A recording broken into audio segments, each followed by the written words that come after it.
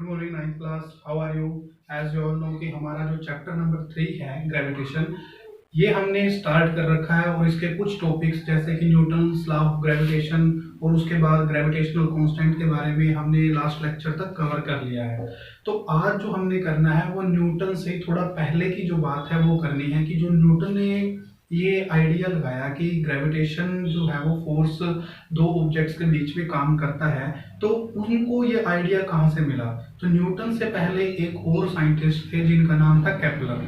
तो केपलर ने क्या किया है, केपलर ने इस फोर्सेस के बारे में, जो ग्रेविटेशनल फोर्स है इनके बारे में बहुत अच्छा योगदान दिया है। तो उसके बारे में हमने पढ़ना है आज के लेक्चर में। तो केपलर ने 3 लॉज दिए हैं, इन तीनों ही लॉ को हमें समझने की जरूरत है। तो ये 3 लॉज कौन कौन से हैं आइए देखते हैं। केपलर्स के जो लॉज हैं ये 3 लॉज हमें मिलते हैं और इन तीनों ही लॉज को हमने समझना है कि यहाँ पर क्या बात कही गई है और फिर इनको रिलेट करना है न्यूटन्स लॉ ऑफ ग्रेविटेशन से। ठीक है, तो यहाँ पर जो फर्स्ट लॉ है, फर्स्ट लॉ बहुत ही सिंपल है। वो क्या कहता है, all planets move around the sun in an elliptical orbit. कि सन के अराउंड जो प्लैनेट रिवॉल्व करते हैं, अब आपको पता है कि जो सन होता है, हमारे पास जो प्लैनेट्स हैं, जो हमारे प्लैनेट्स हैं, जो ग्रह हैं, वो सन के अराउंड घूमते हैं। और अभी तक आपको जो ये पता है कि जो अर्थ भी प्लैनेट है और वो सन के अराउंड किस फॉर्म में, किस शेप में घूमती है, किस शेप में घूमती है, इस तरह से सर्कुलर शेप में घूमती है। ये आपने पढ़ रखा है छोटी क्लासेस में, लेकिन आज आप इसको गलत समझेंगे कि सन के अराउंड जो अर्थ हमारी घूमती है और बाकी सारे प्लैनेट्स भी जो घूमते हैं वो जो सर्कुलर फॉर्म है उसमें रिवॉल्व नहीं करते हैं, वो करते हैं इलेप्टिकल फॉर्म में। इलेप्टिकल क्या होता है, अंडाकार शेप, जो कि पूरी तरह से गोल नहीं होती है, सर्कुलर नहीं होती है। तो कैसे होती है ये देखो, यहाँ पर मान लीजिए सन है, ये हो गया सन, ठीक है, और जो प्लैनेट्स रिवॉल्व करते हैं वो इस तरह से इसके चारों तरफ, सन के चारों तरफ रिवॉल्व करते हैं। तो ये हो गई अंडाकार शेप, इलिप्टिकल ऑर्बिट। तो फर्स्ट लॉ कहता है कि आपने जो पहले पढ़ रखा है आप उसको भूल जाइए कि ये गोल एक दूसरे सन के चारों तरफ घूमेगा। ये किस फॉर्म में घूमते हैं, इलिप्टिकल अंडाकार शेप में सन के चारों तरफ जो प्लैनेट्स हैं वो रिवॉल्व करते हैं। ठीक है, हालांकि गोल इसलिए बताया जाता है कि ये इतना ज्यादा अंडाकार भी नहीं होता, इतना ज्यादा इलिप्टिकल भी नहीं होता है। इलिप्टिकल तो होता है लेकिन इतना ज्यादा नहीं होता है, इसलिए इसको लगभग गोल या सर्कुलर ही मान लिया जाता है। लेकिन एग्जैक्ट अगर इसकी शेप की बात की जाए then it is elliptical orbit. Orbit होता है जिस पाथ में, जिस चक्कर में, जिस सर्कल में पार्टिकल रिवॉल्व करता है। तो ये इसका ऑर्बिट है। मान लो अर्थ है, अर्थ यहाँ पर है, ठीक है, तो अर्थ का ये ऑर्बिट बन गया, ये जो है ये अर्थ का बन गया ऑर्बिट। ठीक है, अब सेकंड लॉ करते हैं। सेकंड लॉ क्या कहता है, the areal velocity of A planet remain constant. अब एरियल वेलोसिटी क्या होता है उसी को समझाने के लिए आगे लिखा हुआ है, it means planet cover equal area in equal interval of time. यानी कि जो प्लैनेट्स होते हैं जब वो इस ऑर्बिट में रिवॉल्व करते हैं तो वो इक्वल इंटरवल ऑफ टाइम में इक्वल एरिया स्वेप्ट करते हैं, इक्वल एरिया को कवर करते हैं। अब इसको समझने की हमें जरूरत है। देखो क्या होता है कि जो आपने वेलोसिटी अभी तक पढ़ी हुई है, वेलोसिटी क्या होती है कि जब पार्टिकल कुछ डिस्प्लेसमेंट कवर करता है, कुछ डिस्टेंस कवर करते हुए चलता है, तो उसको हम लीनियर वेलोसिटी बोल देते हैं, सिंपल वेलोसिटी बोल देते हैं। पढ़ रखा है हमने ये। लेकिन अब यहाँ पर बात की है एरियल वेलोसिटी। एरियल मतलब एरिया, यानी कि पार्टिकल है, अब वो, अब मानो इस तरह से देखो, समझो आप इसको कि पहले पार्टिकल चल रहा था ऐसे, यहाँ पर ये इसने यहाँ डिस्टेंस कर दिया, यहाँ डिस्टेंस कर दिया, इस तरह से एक लाइन में चल रहा था वो, ठीक है। लेकिन अब जो पार्टिकल है वो इस तरह से, इतना एरिया, ये पार्टिकल ऐसे चल रहा है और ये क्या कर रहा है, इतना एरिया कवर करते हुए चल रहा है, इतना एरिया कवर कर रहा है, ठीक है। तो इस, अब जो इसकी वेलोसिटी होगी जिसमें आप दिखाओगे कि ये इसने दिए हुए टाइम में, गिवन टाइम में इतना एरिया कवर किया, यहाँ से लेके और इतना एरिया कवर कर लिया, तो इस वेलोसिटी को हम क्या बोलेंगे, एरियल वेलोसिटी। ठीक है, तो दोनों में थोड़ा थोड़ा अंतर है। जो आपने वेलोसिटी पढ़ रखी है वहां पर क्या था, लीनियर वेलोसिटी, और वो कैसे थी, उसमें पार्टिकल डिस्प्लेसमेंट कवर करता है, यानी कि एक लाइन के थ्रू जो डिस्टेंस है उसको कवर करता है। लेकिन यहाँ पर पार्टिकल क्या कर रहा है, यहाँ पर पार्टिकल एरिया कवर कर रहा है, जितना इसका जो भी इसका एरिया है वो कवर करता है।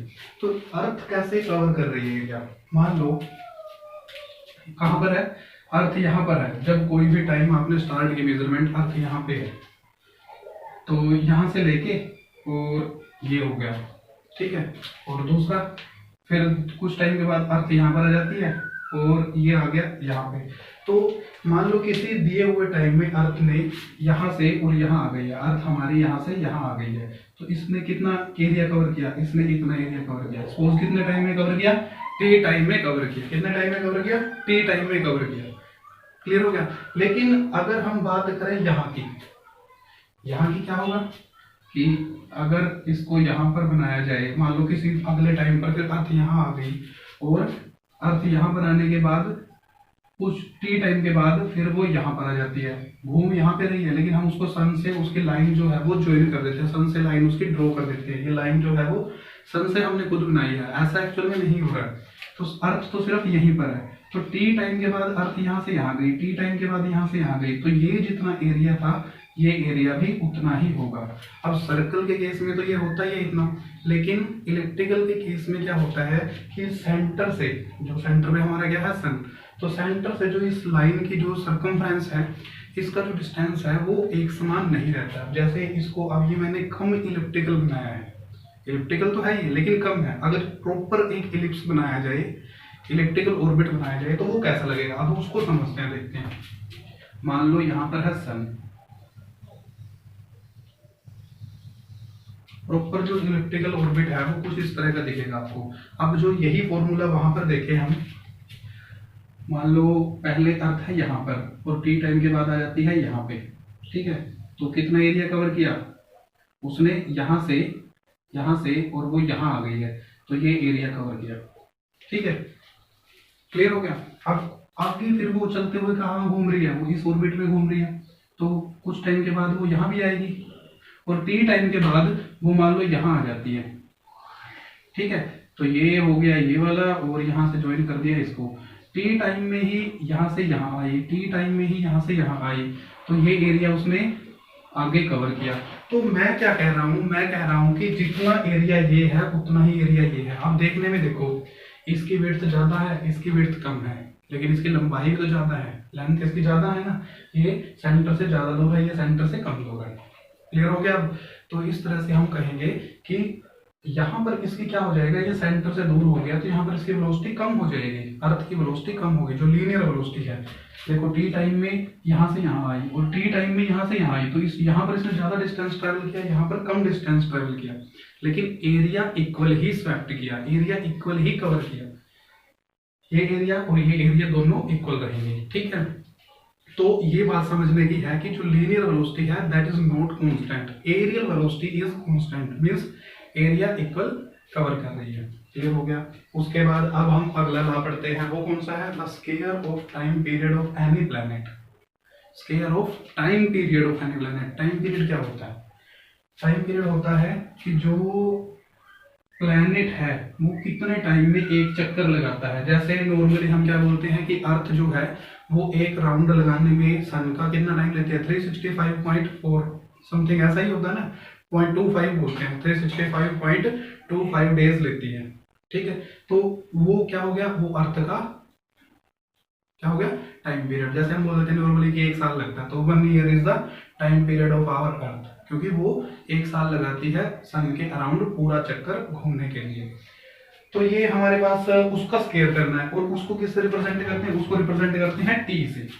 तो टी का स्क्वायर, ये तो मैंने पहले ही लिख दिया कि टाइम पीरियड का स्क्वायर क्या होगा, the square of time period of any planet is directly proportional. Directly proportional है यानी कि सीधे सीधे रिलेशन में है किसके, to the cube of semi major axis. Cube किसका, सेमी मेजर एक्सिस का। तो पहले वो देखते हैं सेमी मेजर एक्सिस कौन सा होगा। देखो इलिप्स है और सर्कल था, सर्कल में तो ये रेडियस है, ये रेडियस है, ये रेडियस है, ये रेडियस, यानी कि सारे के सारे जो डिस्टेंसेस हैं सर्कमफ्रेंस से सेंटर तक के इक्वल होते हैं। जैसे कि अभी आपको बताया कि इलिप्स में वो इक्वल नहीं होते हैं। तो इलिप्स में जैसे एक तो एक्सिस बनेगा ये वाला, ठीक है, और दूसरा एक्सिस बनेगा ये वाला। क्लियर हो गया। तो एक तो एक्सिस हो गया ये और दूसरा एक्सिस हमारे पास हो गया ये, समझ में आ रहा है ना। तो यहाँ पर देखो कि ये जो एक्सिस है ये ज्यादा बड़ा है, ये एक्सिस है ये छोटा बनता है। तो इसीलिए जो ये एक्सिस है, जो छोटा एक्सिस है, इसका नाम होता है माइनर एक्सिस, माइनर, और जो ये एक्सिस है इसका नाम होता है मेजर एक्सिस, ठीक है। तो ये तो हो गया मेजर एक्सिस और ये हो गया माइनर एक्सेस। यहाँ पर क्या लिखा हुआ है कि सेमी मेजर एक्सेस, यहाँ पर एक वर्ड लिखा हुआ है सेमी। सेमी क्या मतलब उसको आधा कर दो। तो यहाँ पर अगर ये सेंटर है, सेंटर पे है सन, ठीक है, तो आपने ये पूरे एक्सेस की बात नहीं करनी, आपने सिर्फ आधे एक्सेस की बात करनी है, चाहे ये हो चाहे ये हो, दोनों इक्वल ही होंगे, आधे आधे होंगे। तो इस एक्सेस की अब ये मान लेते हैं हम, ये कितना है, यहाँ से लेके और यहाँ तक का जो डिस्टेंस है वो कितना है, r। तो ये हो गया हमारा सेमी मेजर एक्सेस के क्यूब। तो r के क्यूब के, तो ये चीज लिखिए ना कि t square is directly proportional to r cube. मतलब क्या हुआ कि जो टाइम पीरियड होगा, एक चक्कर लगाने का जो टाइम पीरियड टाइम होगा उसका स्क्वायर कर दो, और वो डायरेक्टली प्रोपोर्शनल होगा किसके, r क्यूब के। इसका जो सेमी मेजर एक्सेस की लेंथ होगी, मेजर एक्सेस का हाफ होगा उसके क्यूब की। मीन्स कि अगर ये लेंथ बढ़ेगी क्यूब में तो जो टाइम पीरियड है उसका स्क्वायर में इंक्रीज हो जाएगी, वो स्क्वायर में इंक्रीज होगी। अगर ये तो नहीं होते, अगर स्क्वायर और क्यूब नहीं होते, तो इसका मतलब है कि जितना r बढ़ेगा उतना ही t इंक्रीज हो जाएगा। r और t में सीधा सीधा रिलेशन है, लेकिन इसका क्यूब है और इसका स्क्वायर है, तो यानी कि अगर इसके क्यूब में ये क्वांटिटी इंक्रीज होती है तो ये क्वांटिटी का स्क्वायर हो जाएगा, फिर उसका स्क्वायर में वो इंक्रीज होगी। क्लियर हो गया। तो ये जो लॉ है ये बताए थे किसने, केपलर ने। इनको हमने पढ़ना होता है, ये न्यूटन से पहले हमें बताए गए थे, न्यूटन ने ये चीजें पढ़ी थी। अब न्यूटन को ये आइडिया कहाँ से आया कि सभी एक दूसरे ऑब्जेक्ट एक दूसरे पर फोर्स लगाते हैं। तो यहाँ पर देखो, ये जो ऑब्जेक्ट है, ये जो प्लेनेट है, प्लेनेट सन के अराउंड रिवॉल्व कर रहा है। क्यों कर रहा है रिवॉल्व, क्यों कर रहा है? जब भी कोई बॉडी सर्कल में मूव करती है तो उस बॉडी के ऊपर बाहर की तरफ एक फोर्स लगता है, जिसको हम बोलते हैं सेंट्रीपिटल फोर्स। ठीक है, आप कभी भी सर्कल में घूम के देखो, जैसे न्यूटन के फर्स्ट लॉ में भी हमने पढ़ा है कि बाइक पे या बस में जब हम सर्कुलर टर्न मोड़ते हैं, सर्कुलर टर्न पे मुड़ते हैं तो हमें बाहर की तरफ फोर्स लगता है, बाहर की तरफ गिरते हैं। तो हमेशा ही जब भी कोई बॉडी किसी सर्कल में मूव करेगी तो उसके ऊपर बाहर की तरफ फोर्स लगेगा, वो बाहर की तरफ गिरेगी।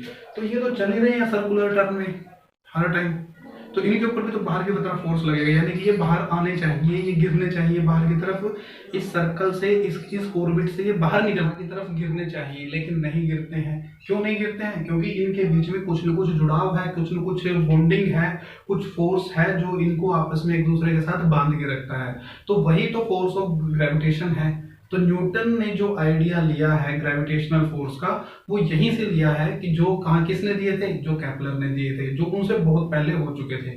तो केपलर ने बताया था कि प्लैनेट्स के बीच में फोर्स होता है, तो न्यूटन ने उसको एक्सटेंड कर लिया कि सिर्फ प्लैनेट्स और सन के बीच में फोर्स नहीं है, बाकी सारे यूनिवर्स में जितने भी ऑब्जेक्ट्स हैं सभी के बीच में फोर्स लगता है। जैसे कि यहाँ पर भी आपने देखा है कि प्लैनेट्स जो है वो सन को अट्रैक्ट करते हैं, दोनों ही बॉडीज एक दूसरे को अट्रैक्ट करते हैं, क्योंकि ये बाहर की तरफ गिरने चाहिए लेकिन नहीं गिरते हैं। क्यों नहीं गिरते हैं? क्योंकि सन इनको अट्रैक्ट कर रहा है, इन बॉडीज को, ये आपस में इनके बीच में कुछ ना कुछ बॉन्डिंग है, कुछ ना कुछ अट्रैक्टिव फोर्स है।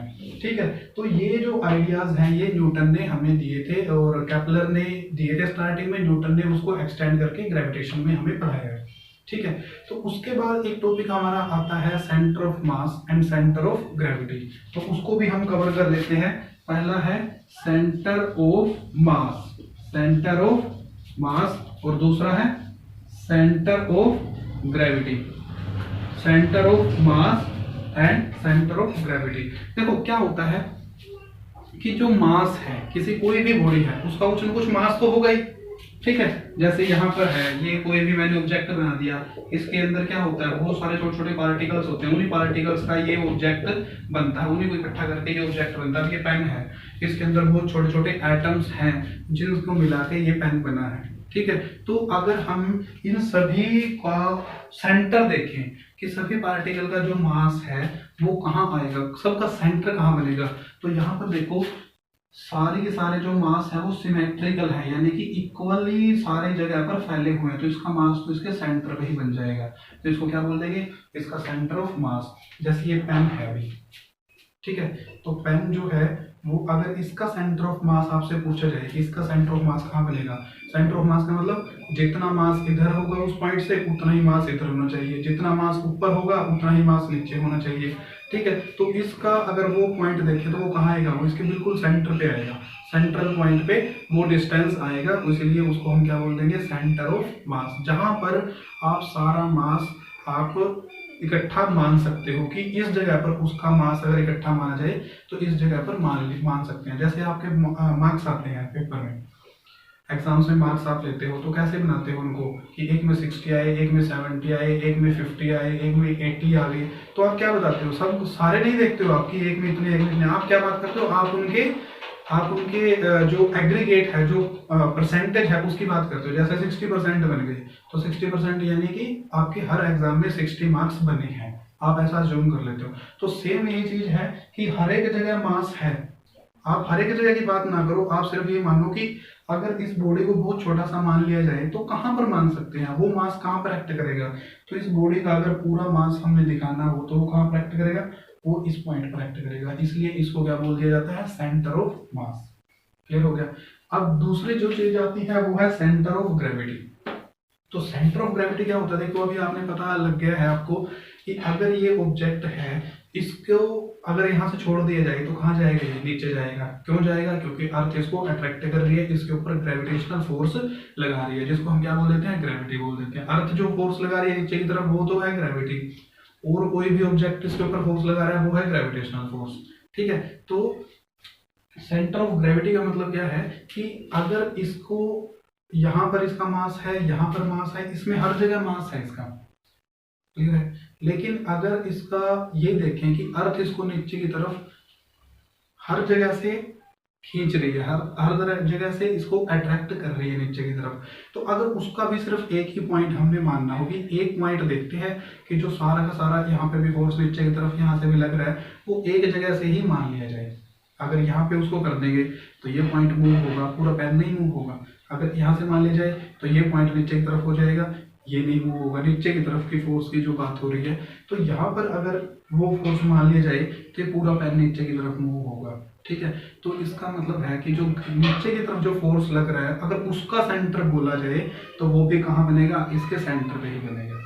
उसको बोल देंगे सेंटर ऑफ ग्रेविटी। यानी कि नीचे की तरफ जो फोर्स लग रहा है वो अगर एक पॉइंट पर मानना है कि सारा का सारा एक ही पॉइंट पर मान लिया जाए, जिससे कि ये सभी ऑब्जेक्ट्स को, पूरे ऑब्जेक्ट्स को उसी तरह से खींचे नीचे की तरफ, जैसे अलग अलग पॉइंट्स पे फोर्स लग के नीचे की तरफ खींच रहे हैं, तो वो हो जाएगा सेंटर ऑफ ग्रेविटी।